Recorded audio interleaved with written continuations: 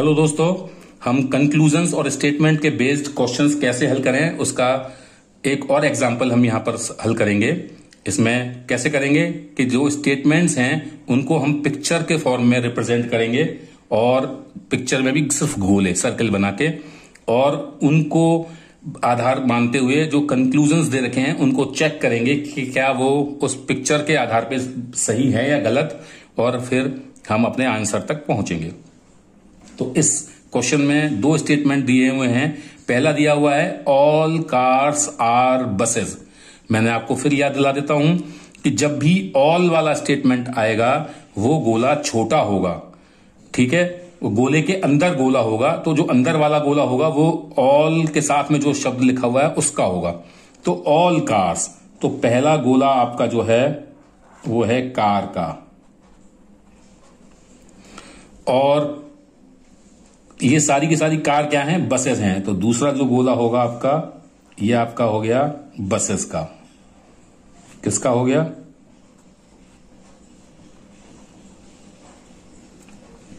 Buses का गोला हो गया। फिर उसने दूसरा स्टेटमेंट बोला है कि कुछ बसेस जो हैं वो चेयर्स हैं। अब यहां ट्रिक आ गई। मैंने कहा था कि कुछ बसेस चेयर्स हैं और हमको अपना दिमाग नहीं लगाना, ये पहला ध्यान। हमको केवल बस का और चेयर का ही रिलेशन एस्टेब्लिश करना है, निकालना है। तो कार से बसेस, कार का चेयर्स के साथ कोई लिंक नहीं दे रखा है उसने, बस के साथ दे रखा है, तो हम इस गोले को नहीं छेड़ेंगे। और जो हम बनाएंगे वो क्या बनाएंगे कि चेयर्स और बसेस का आपस में थोड़ा सा हिस्सा मिलाएंगे। तो वो गोले में कैसे मिलाएंगे? वो इस तरह से मिलाएंगे, ये आप ध्यान रखिएगा, ठीक है। उसका कार से कोई कनेक्शन नहीं है, कोई टच नहीं है, केवल बस से टच है। तो ये जो गोला है ये आपका गोला है चेयर्स का, ठीक है। ये पिक्चर इस तरह से ड्रॉ होगी, ध्यान रखें। आपको अपना दिमाग नहीं लगाना। हम चाहते तो ये गोला इतना बड़ा बना सकते थे कि वो कार में से गोले में से होके जा सकता था, लेकिन चूंकि उसने चेयर का कार के साथ कोई लिंक नहीं दिया है, इसलिए हमने इस गोले को भी उस कार के गोले से अलग रखा है। ये ध्यान रखना है इनको पिक्चर को बनाते वक्त। मैं फिर से याद दिला रहा हूं। तो कैसे करेंगे? अब ये हमने पिक्चर तो बना ली, अब इसके जो कंक्लूजन्स हैं वो कैसे हम चेक करेंगे? उसने कहा कि सम चेयर्स आर कार्स, तो कुछ चेयर्स कार हैं, जबकि इस पिक्चर के आधार पे चेयर्स का कार के साथ कोई भी लिंक नहीं है।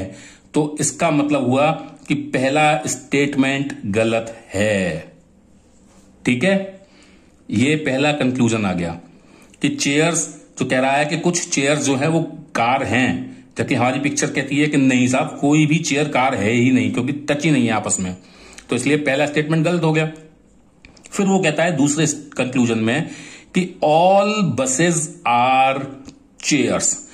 तो अगर सारी की सारी बसेस चेयर्स होती तो मैंने बताया कि सारी बस वाला गोला चेयर वाले गोले के अंदर होता, क्योंकि ऑल के केस में अंदर होता है, गोले के अंदर गोला।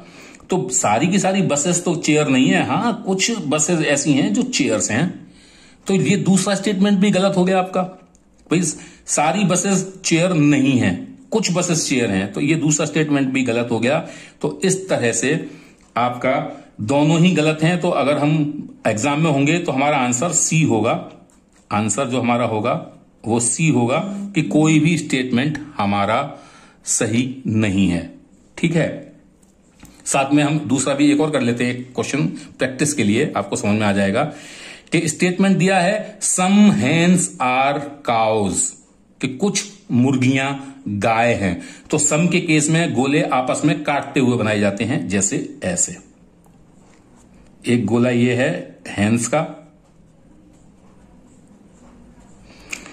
और इनको ओवरटेक करते हुए घेरे को वो काउज का बना दिया,